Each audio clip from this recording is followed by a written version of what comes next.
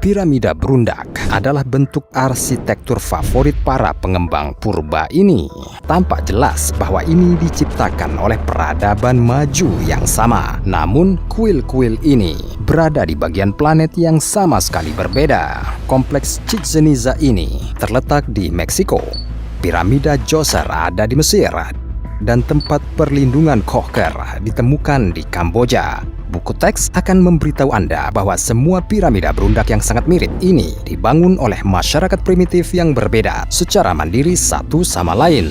Tetapi yang paling aneh adalah struktur yang hampir identik ini dipisahkan oleh jarak ratusan atau bahkan ribuan tahun dan jaraknya setengah dunia. Dan jika kita berasumsi bahwa ini benar-benar diciptakan oleh perwakilan dari peradaban maju kuno yang sama yang dapat dengan mudah melintasi lautan, itulah tingkat pembangunan yang mendekati abad ke-20 telah menemukan terlalu banyak bangunan mencurigakan yang penampakannya tidak dapat mereka jelaskan sepenuhnya. Di negara bagian Ohio, Amerika Serikat, ada bukit buatan manusia yang begitu aneh. Ini disebut gundukan ular besar. Para ahli masih memperdebatkan usia kompleks tersebut yang membentang sejauh 440 meter. Versi yang diterima secara umum menyatakan bahwa gundukan berbentuk ular dibangun oleh perwakilan budaya benteng kuno sekitar tahun 1000 Masehi. Diduga tidak ada orang lain yang bisa melakukannya. Namun versi ini belum meyakinkan semua orang. Wartawan Inggris Graham Hancock meragukan kesimpulan tersebut dan memutuskan untuk melakukan studi alternatif. Tidak jauh dari gundukan ular, dia menemukan seluruh kompleks pemakaman kuno yang terkait dengan budaya Adena yang 1,5 ribu tahun lebih tua dari benteng kuno. Tetapi hal yang paling luar biasa adalah gundukan ular. Tampaknya terletak di punggung kawah tumbukan meteorit kuno. Sampel yang diuji menunjukkan bahwa tabrakan ini terjadi tidak lebih awal dari 125.000 tahun yang lalu, meninggalkan anomali magnet yang kuat. Jarum kompas benar-benar menjadi liar di area ini. Surveyor dapat secara akurat menentukan titik mata angin di Serpent Mound hanya 100 tahun yang lalu, sementara manusia purba melakukannya beberapa ribu tahun sebelumnya tanpa peralatan khusus. Mereka berhasil melakukan lebih banyak lagi. Kepala ular sejajar dengan matahari terbenam titik balik matahari musim panas, dan lekukan gundukan berfungsi sebagai kalender astronomi. Dan menurut versi konvensional, semua ini dibangun oleh orang-orang yang hanya bisa membangun gubuk dan mengasah tombak untuk berburu. Tetapi bagaimana jika masyarakat primitif ini baru saja menempati kompleks yang lebih kuno yang dibangun oleh orang lain jauh lebih awal? Terutama mengingat fakta bahwa di sudut lain dunia kita menemukan jejak peradaban kuno yang tidak diketahui dengan keterampilan konstruksi yang luar biasa. Para ilmuwan awalnya kurang memperhatikan kompleks kuil Göbekli Tepe yang setengah hancur di Turki. Studi pertama menunjukkan bahwa ini dibangun hanya sekitar 2000 tahun yang lalu. Göbekli Tepe hanya akan tetap menarik bagi para spesialis jika mereka tidak menemukannya setidaknya 16 ruang bawah tanah kuno selama penggalian terakhir. Itu karena luas total kompleks ini bisa mencapai sekitar 20 km persegi, dan hanya itu yang berhasil kita temukan. Ini hampir seperti setengah Manhattan. Pemeriksaan menunjukkan bahwa aula tertua berasal dari milenium ke-10 sebelum Masehi, dan itu bahkan sebelum munculnya peradaban modern manapun. Para ilmuwan percaya bahwa pada masa itu pemburu pengumpul masih berkembang di bumi. Apa yang bisa membuat mereka tiba-tiba bersatu untuk membangun Göbekli Tepe yang monumental? Sains tidak memiliki penjelasan yang jelas untuk itu. Tidak mungkin nenek moyang kita dapat menerima teks grup yang mengantarkan era baru bagi umat manusia. Selain itu, Giulio Magli, seorang profesor di Universitas Politeknik Milan, mendapati bahwa Göbekli Tepe bukanlah sebuah kuil, melainkan sebuah observatorium yang sebenarnya. Itu karena garis tengah antara monolit pusat kompleks bertepatan dengan azimut Sirius selama titik balik matahari musim panas. Manusia purba yang tidak dikenal ini tahu banyak tidak hanya tentang teknologi konstruksi, tetapi juga astronomi. Lalu, apa yang bisa mencegah mereka berkeliling dunia? Peta kuno bersaksi mendukung versi peradaban kuno maju yang secara aktif menjelajahi dunia. Di peta 1513, kita bisa melihat Antartika. Tapi bagaimana bisa sampai di sana jika pelaut kita menemukan benua kelima hanya 300 tahun kemudian? Peta kuno memiliki beberapa misteri lagi. Misalnya, garis pantai Antartika yang sekarang tersembunyi di balik es digambarkan dengan sangat akurat, seolah-olah seseorang tahu seperti apa benua itu di masa lalu. Sains modern hanya berhasil mempelajari detail seperti itu pada tahun 60-an abad ke-20. Tapi siapa yang bisa mengalahkan kita dengan ratusan atau bahkan ribuan tahun? Mungkinkah itu pembangunan piramida raksasa di permukaan Antartika? Ini adalah fragmen dari citra satelit pegunungan Ellsworth diambil pada tahun 2016. Apakah ini sisa-sisa metropolis Antartika dari peradaban maju kuno? Pencipta peta misterius itu, pelaut Piri Reis, mengklaim bahwa dia telah menyalin sampelnya dari dokumen yang sangat kuno dari perpustakaan Alexandria yang sudah hancur. Dan omong-omong, ini berada di sekitar piramida Agung Giza. Bagaimana jika pengembang purba meninggalkan instruksi terperinci untuk keturunannya yang kemudian hilang? Tapi masih ada lagi yang akan datang. Garis besar Amerika Selatan abad ke-16 yang masih dipelajari dengan buruk saat itu juga sangat akurat di peta yang sama.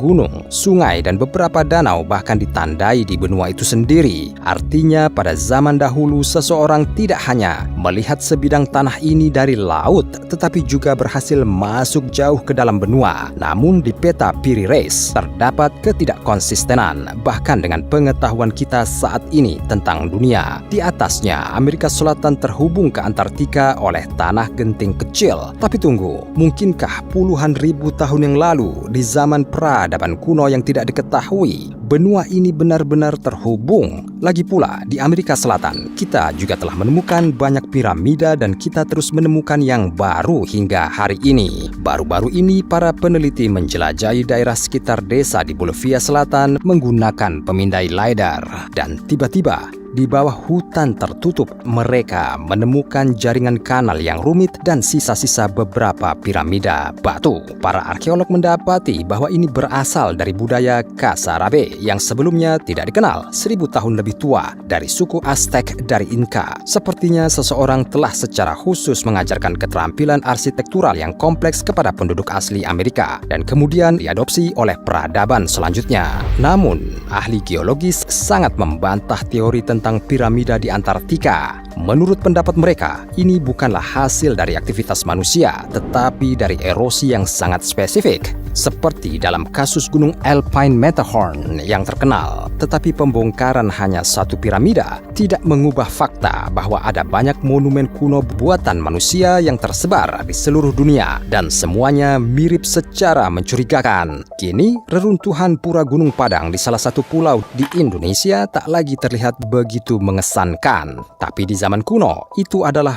piramida. Seperti Great Serpent Mound, ia juga berada di dalam kawah kuno. Para ilmuwan percaya bahwa kompleks itu seharusnya tidak lebih dari 9.000 tahun. Namun analisis radiokarbon baru-baru ini menunjukkan bahwa tanggal batas bawah Gunung Padang dapat menunda perkiraan tanggal pembangunannya hingga 20.000 tahun lagi. Para ilmuwan membalas bahwa saat itu bumi mengalami fase paling parah dari zaman es terakhir. Itu sebabnya orang jelas tidak ingin membuat kompleks peringatan yang sangat besar.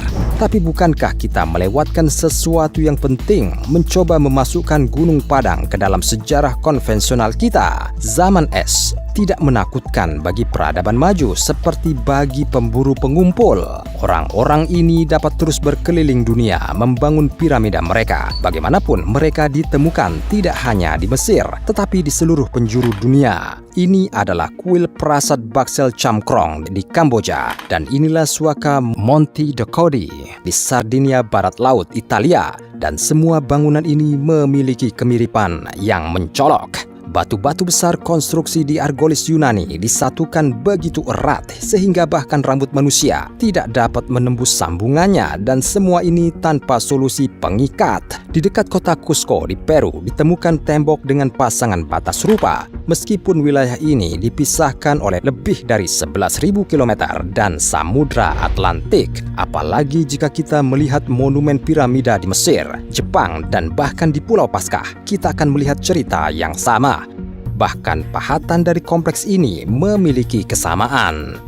Bandingkan artefak dari Bolivia, Turki, Indonesia, dan Pulau Paskah yang tidak mungkin dicapai tanpa armada yang berkembang dengan baik. Apakah sepenuhnya kebetulan suku Aztec kuno memiliki legenda tentang dewa bernama Quetzalcoatl yang diduga datang dari seberang lautan dengan perahu yang bergerak sendiri tanpa dayung? Menurut legenda, Quetzalcoatl yang mengajari orang keterampilan yang belum pernah ada sebelumnya, termasuk membangun piramida. Tapi inilah kebetulan aneh lainnya. Gambaran manusia super yang meneruskan ilmunya tidak hanya ditemukan dalam budaya Aztec. Penduduk kuno Meksiko menyesuaikan event ini di bebatuan dengan menggambarkan seseorang yang memberikan hadiah pengetahuan ilahiyah. Terlihat seperti tas modern biasa, bukan? Tapi adegan transmisi pengetahuan serupa oleh orang bijak kuno ditemukan di seluruh planet. Mereka ditemukan di bagian paling tersembunyi dari Göbekli Tepe, di dinding kuil Asyur yang diawetkan, dan bahkan dalam seni dan kerajinan Sumeria.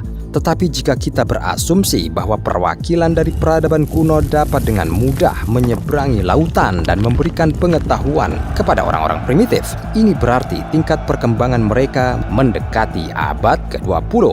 Bisakah masyarakat seperti itu menghilang hampir tanpa jejak? Dalam artikel terbaru di Scientific Reports, ilmuwan Amerika mengumumkan hasil penggalian jangka panjang di dekat kota Tel El Hammam di Yordania. Lapisan tanah setinggi 1,5 meter seluruhnya terdiri dari bahan organik yang terbakar. Abu dan pecahan tulang tiba-tiba berubah menjadi tempat bencana luar angkasa kuno. Sekitar 1650 sebelum Masehi, pemukiman ini langsung dihancurkan oleh ledakan meteorit yang sebelumnya tidak diketahui. Para ilmuwan berusaha keras menemukan beberapa penyebutan bencana alam semacam itu, tetapi mereka hanya menemukan legenda Alkitabiah tentang kehancuran Sodom dan Gomora dengan api dari langit. Jadi saya kira mitos kadang-kadang tidak benar-benar fiksi. Dan meskipun bencana seperti itu tidak akan cukup untuk memusnahkan seluruh peradaban, ada legenda kuno tentang bencana global yang mungkin juga terbukti memiliki beberapa alasan. Mitos banjir besar tidak hanya dapat ditemukan dalam Alkitab, tetapi juga dalam kisah-kisah penduduk asli Amerika dan bahkan dalam legenda penduduk asli Australia. Orang Finlandia kuno bahkan mengaitkan peristiwa ini dengan akhir dunia. Jika air bah benar-benar mendunia, bahkan peradaban kuno yang maju pun akan berada dalam masalah. Dan beberapa data menunjukkan bahwa sekitar 13 hingga 15 ribu tahun yang lalu, bumi kita mengalami apa yang disebut periode bencana. Sepertinya seluruh badai di planet kita mengamuk secara bersamaan. Tapi apa yang menyebabkannya? Sampel tanah pada periode itu mengandung banyak endapan nanodiamond.